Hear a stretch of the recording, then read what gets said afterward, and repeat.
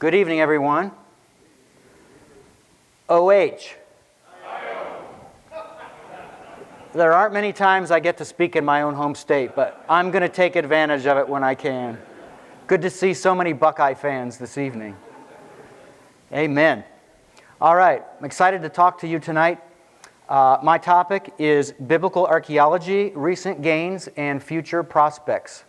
When I first prepared the slideshow, I had finds, most of which are recent finds, from the 3rd millennium BC, the 2nd, the 1st, and then the 1st millennium AD. And then I started some dry runs, which I almost never do dry runs, but for you, I've done dry runs. And my presentation ended up getting whittled so far that I'm down to only the 2nd millennium BC. So I apologize for all I can't show you. But if you want to hang around afterward, I can always talk you through some of these. But the 2nd millennium BC provides for us some really exciting finds in the last 15, 20 years, even the last 5 or 10 years, and even in the last 2 or 3 years. So I want to briefly highlight some of those for you. Now, before I start, I want to mention a couple things. You know, what's the takeaway value? What's the importance of all of this? Folks, you and I send our kids and our grandkids, many of the time, to secular universities. And when we do, if they ever take history classes, or especially ancient history classes, probably they're being taught a couple of things, or told a couple of things, one of which is that Moses never wrote the Pentateuch. It was written centuries later, if not a millennium later, by certain editors or people who wanted to give Israel a glorious past that it never had. Another criticism that's leveled by professors around the world, and I know, I did my PhD at the University of Toronto, I can vouch for this. A second criticism is that, you know, the Bible says for 430 years, and that's the right number, by the way, the Israelites resided in Egypt. If that's true, why do we have no evidence of that? Right? And the proof is in the pudding, usually. And that's a serious, strong criticism. And you know what? It's a good criticism. There should be evidence if they're there 430 years. Because they weren't roaming around all of that time like they were for the 40 years in the desert after that. Now, if you want to talk about a hard time to peg them, it's the 40 years that they're wandering in the desert. That would be hard. Archaeologists can't do that. So, with those two criticisms in mind, I want you to get the sense of the importance of what I'm going to be sharing with you tonight. And if you don't walk away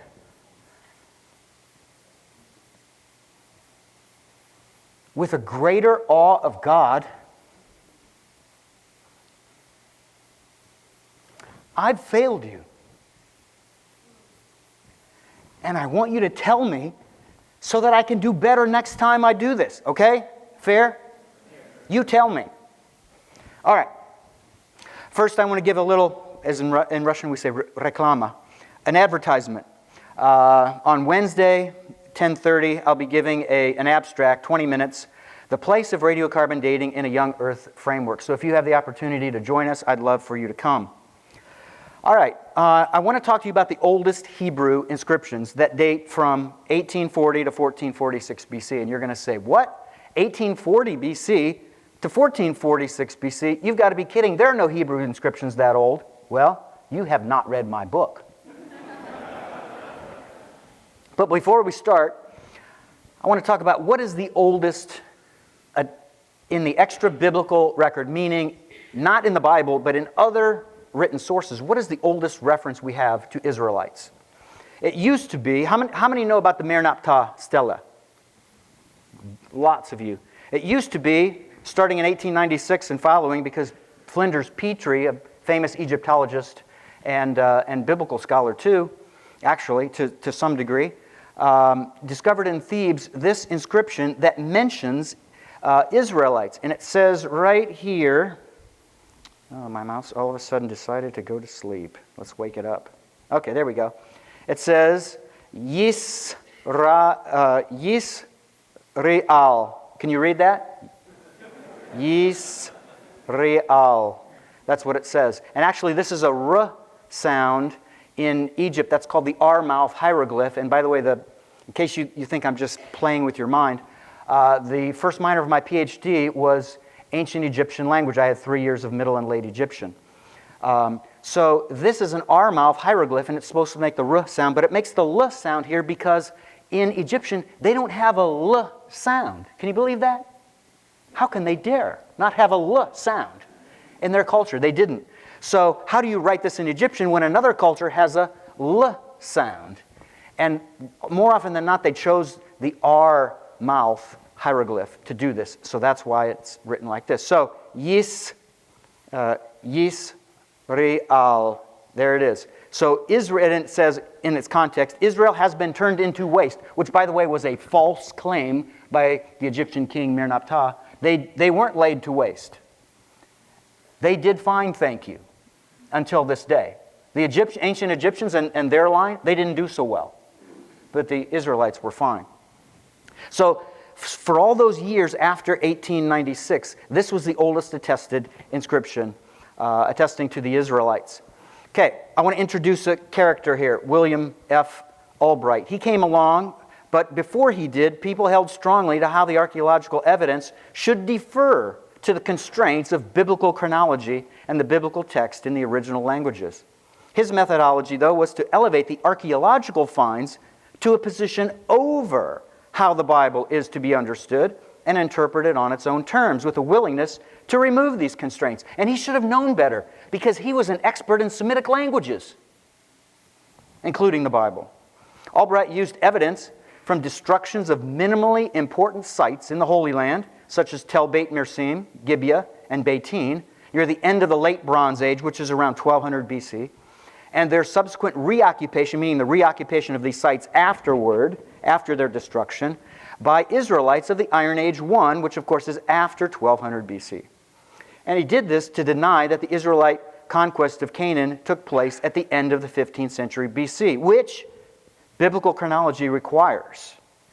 If you're going to take 1 Kings 6:1, then the 480th year after the Exodus, Solomon began the building of the temple. If you're going to take that literally, it moves the date to 1446 BC because it's 967, we all know, in 967 BC, that's when Solomon would have begun the building of the temple. So, instead, Albright concluded that the destructions of these mostly small sites at the end of the Late Bronze Age or early in the Iron Age I point to the work of Joshua and the Israelites.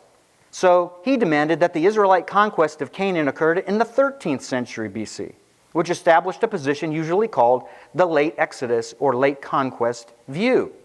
And you probably all know of this from some films that you saw over the years. I remember every year as a child growing up, I would watch 10 Commandments right at Easter time, didn't you? And later Disney put out a film, an animated film, Prince of Egypt. And they set this in the 13th century BC.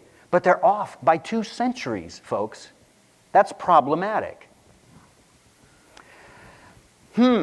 So what has time done for us? Well, how many of you have heard of the Berlin pedestal? Good. Less than before, but some of you have.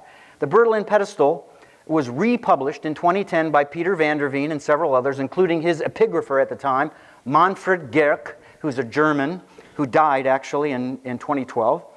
And what they suggested with this is that what you see here as the pedestal, this is a photographic image of the pedestal, these are men, bearded men, whose arms are tied in the back, and they represent cities or peoples that were conquered by a certain pharaoh, whatever king was on the throne at the time. And the cartouche that kind of hides the legs and the torso of the man, that speaks out, that communicates the people or the place that was conquered. And in this case, we have Iskalon, which is Ashkelon on the coast of the Holy Land. And then we have Canaan, which is Canaan, exactly. And then this is the important one. It's broken off, but we can be very confident about how to restore it because there's enough there to give us a restoration. This part, of course, being the restored part, and it reads, Iash Rial. Iash Ril, which is a different spelling than before. Now, those of you who know about this inscription may not know that in 2012, Manfred Gehrke published a follow-up article to this, during which time, in the interim, he studied how this word, the orthography, how this word was spelled, and compared it to all of the plethora of Egyptian written inscriptions and writings and so forth. And he wanted to be able to try to date it based on the orthography. And he was able to do that. And in his German article, it's published in German, and this is why you do a PhD where you study French and German, so you can read these things.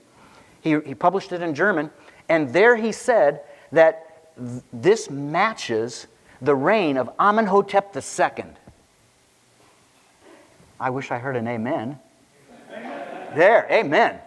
Why is that important? In 2006, I published an article. It was the most extensive article ever published, to my knowledge, on the Exodus Pharaoh, where I suggested to the reader that the only candidate who meets all of the biographical requirements of the Exodus Pharaoh is Amenhotep II. No other king in the 18th dynasty or the 19th dynasty of the late Exodus view. No other king meets all of those requirements. Amenhotep II meets every single one. And there are some really important narrowing requirements.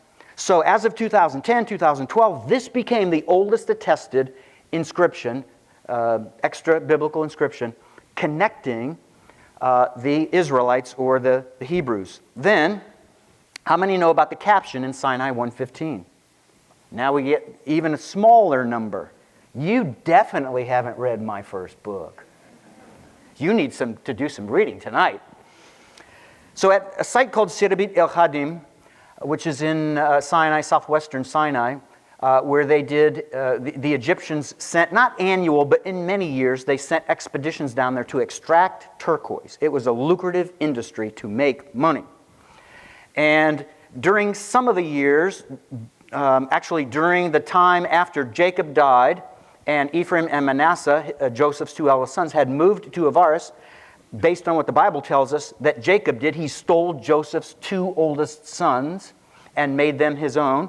They lived there at Avaris, and they at least one of them, Manasseh, participated in these expeditions. And you have to read all about this in my second book if you want to be proven that this is the case.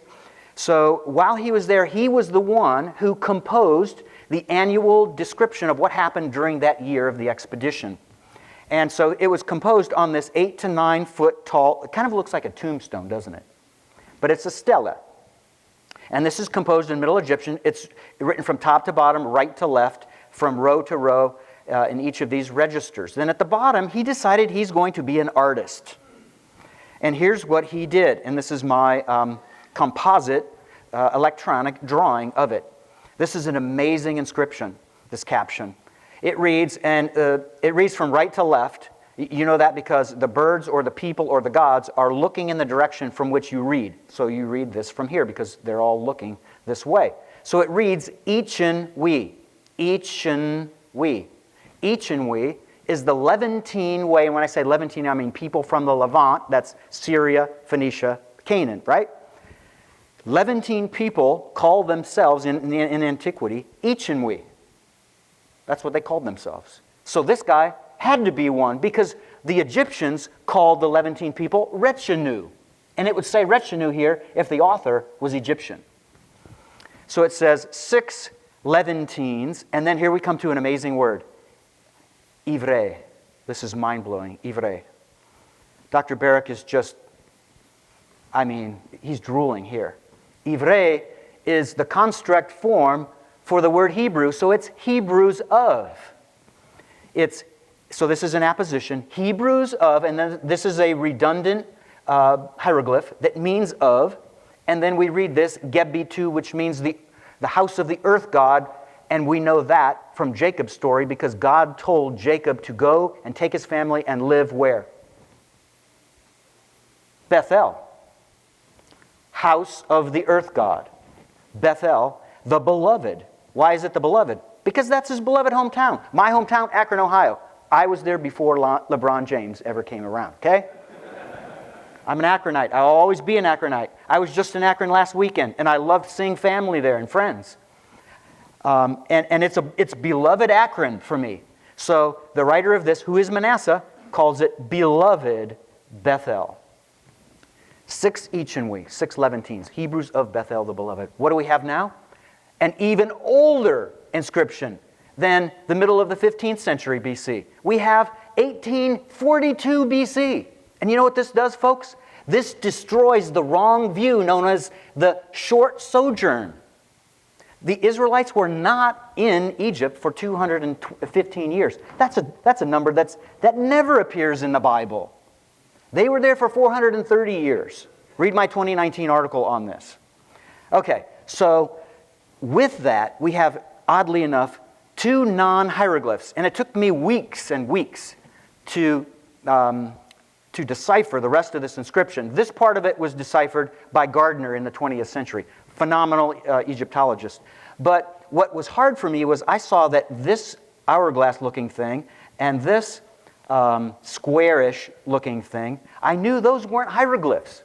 So I contacted a Western Semiticist who's Australian, who's in New Zealand, and I said, Brian, what is this and what is this? And he said, oh, that's easy. This is a Canaanite syllabic, and this is a proto-consonantal letter. I said, interesting. What is a Canaanite syllabic, and what is a proto-consonantal letter? So he said, Doug, I can see I've got to catch you up on 150 years of scholarship. And guess what? That's what I did. While I was supposed to be working on my PhD dissertation, I was catching up on 150 years of scholarship because this was more fantastic to me. So, but the bottom line is this is a Canaanite syllable. It's the W consonant in the E long I class vowel. We. This is a Hebrew house. And the word house in Hebrew is bayit in the absolute form. It's a bayit. It's a house. So you have Ivrei, house of, Hebrews of. So what this does is it gives us the oldest attested alphabetic letter in history. There are 4 sites that contain the earliest alphabetic writings in history. Sirabit Echadim, I talked to you about that. Wadi Nasib, which was the water source for Sirabit, and Sirabit is right here. Wadi Nasib is right here. And then third, Lahun, that's the site to where I argue this in my recent book, my 2021 book, Origins of the Hebrews, that's the first place where Joseph settled when he was appointed second in command, vizier.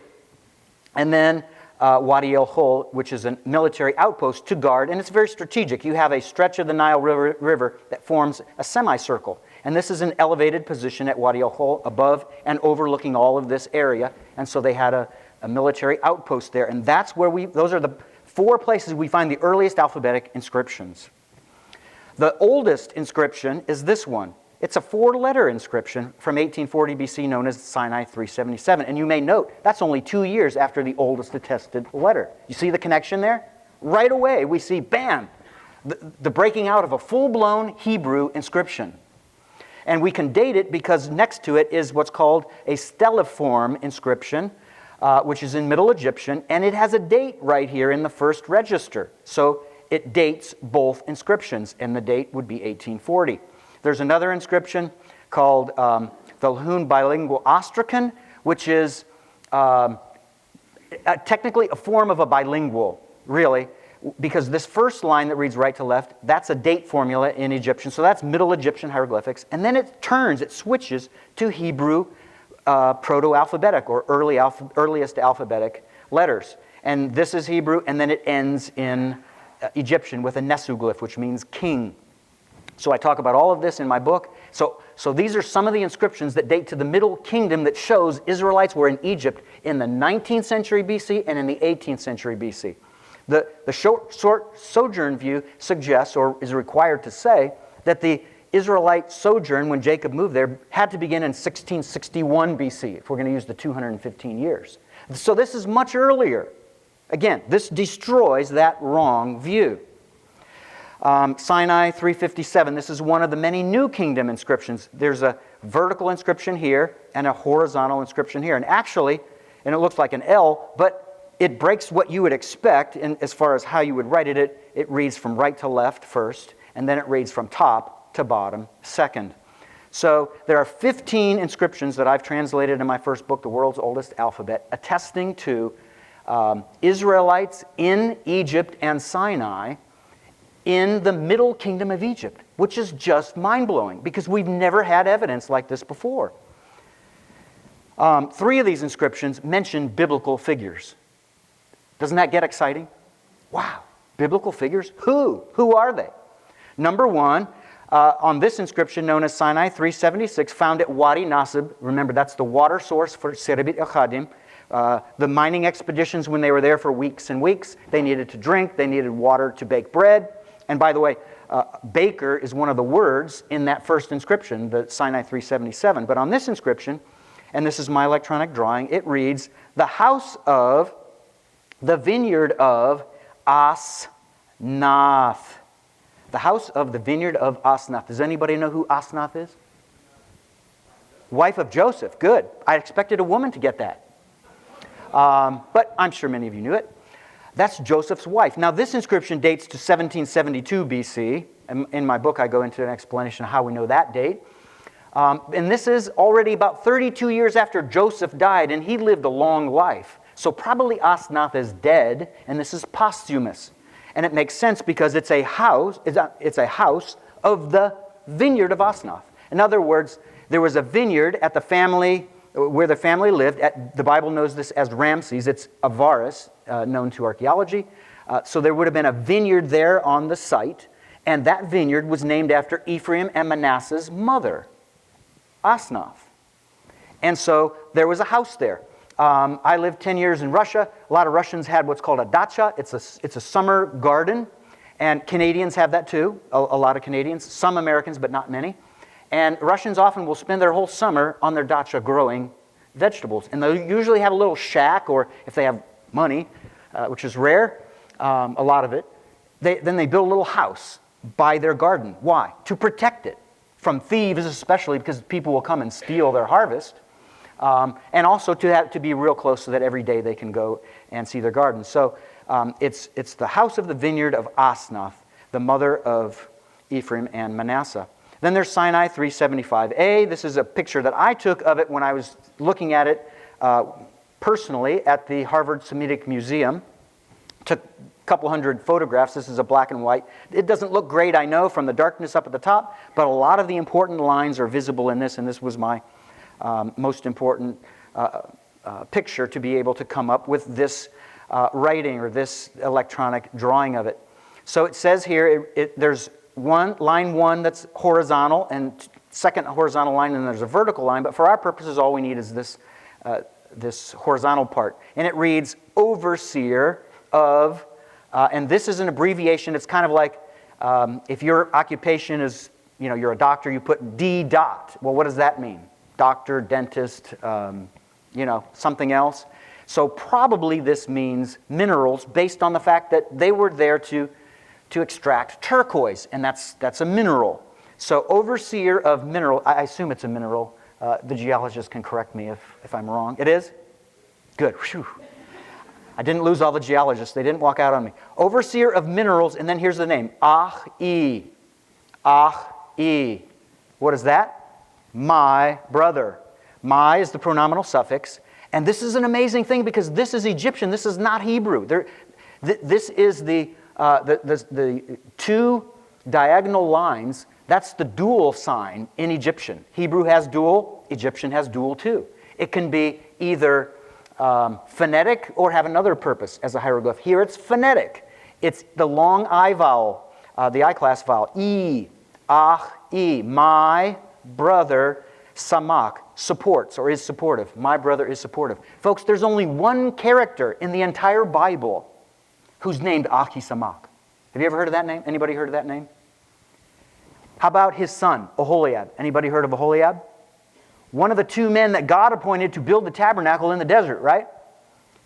Who was his father? Ahisamak. Look it up in chapter 31 of Exodus. Wow.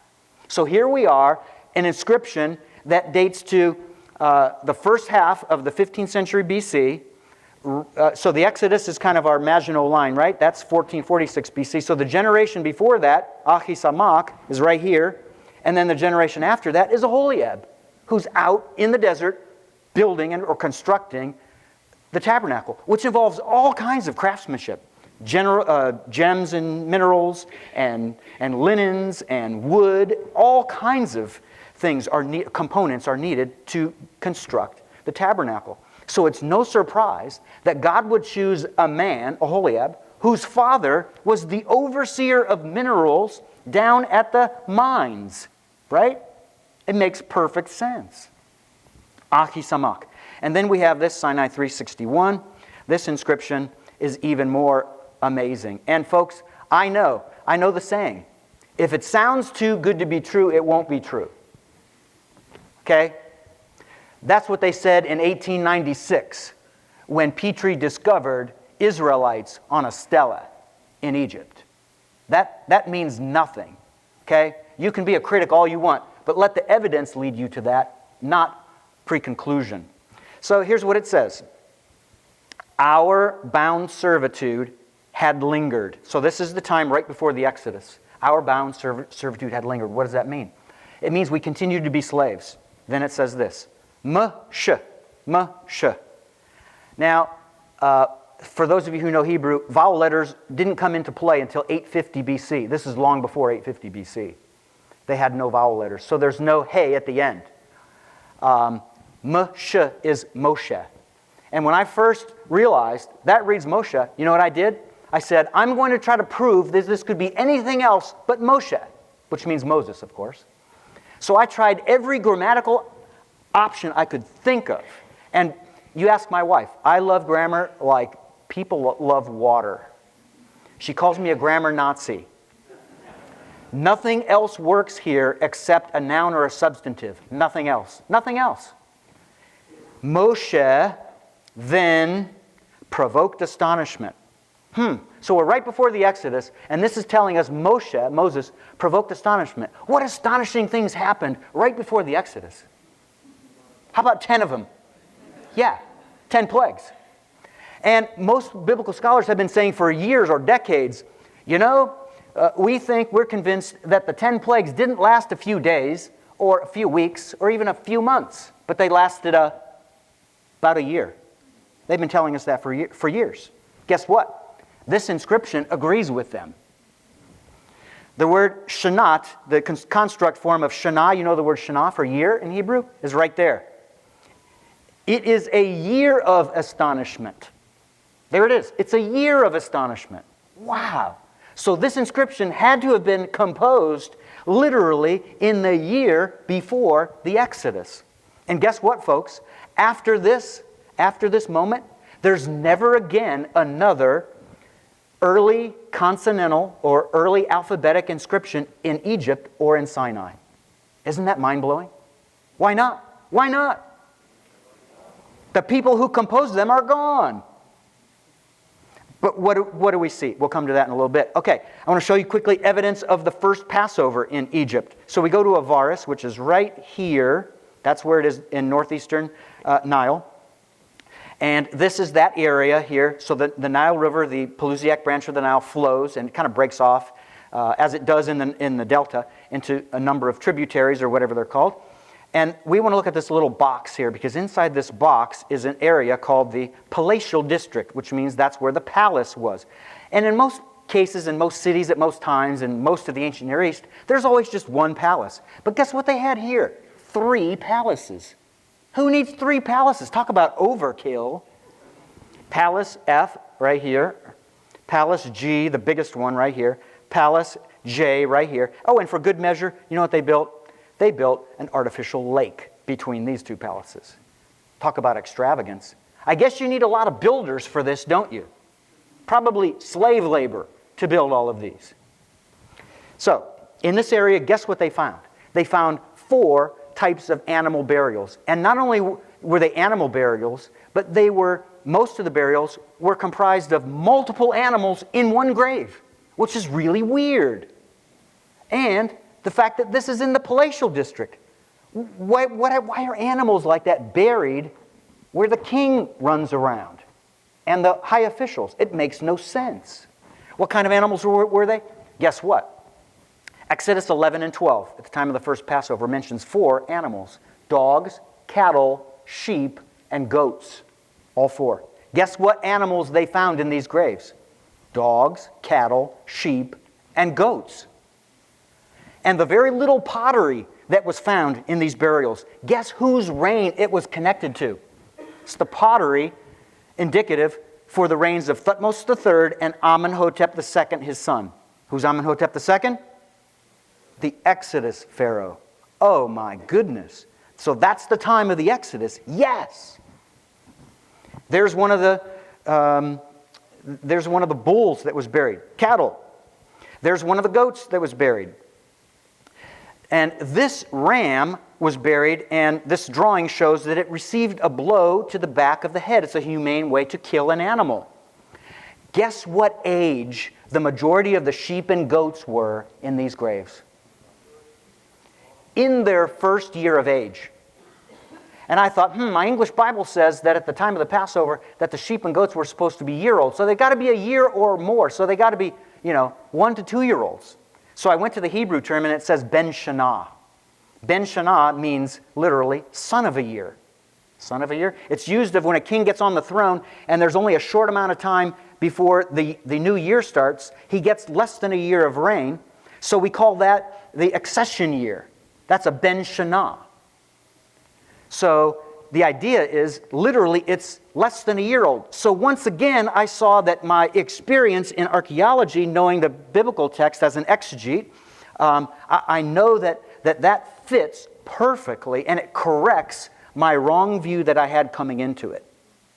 And that's a part of all of this, the excitement of it. Wow, it corrects my wrong understandings. And all of this is documented in my book, Origins of the Hebrews, which I do have a number of copies here if anybody's interested. All right, and then in Canaan, there were Hebrew inscriptions found in Joshua's day. So if the Israelites were writing just before the Exodus, weren't they writing after the Exodus? And these are the most recent finds. So I want to quickly go through this with you. The Lachish ivory comb, and it's, I think, the oldest of the 3. I think it was composed, it was etched into a piece of ivory, probably during, and I'm guessing that the piece of ivory is one of the possessions when the Israelites plundered the Egyptians. I can't prove that. It's not my theory. I'm not going to go to the wall and die for it. But it's the most logical idea. And then once they get in the wilderness for 40 years, what are they doing every day? Right? They have nothing to do. So they could compose something like this. It was published only in November of this last year. And guess what? The Israeli epigrapher who published this did a botch job on it. He didn't even read it in the right direction. So I'm not going to go through this because I have an article in peer review, so I'm not going to show you, but there are 2 exclusively Hebrew words here. One of them, it appears first in Leviticus. It's the verb be unclean. It's never introduced until God's revelation to Moses, which happens when? 1447, 1446 at the earliest, one of those years. And then more revelation comes after they're out of Egypt. So that word is never used in any other ancient literature. There's no doctrine of uncleanness among the Canaanites or the other neighbors of Egypt. Isn't that amazing? Blows your mind. Only the Israelites had this doctrine.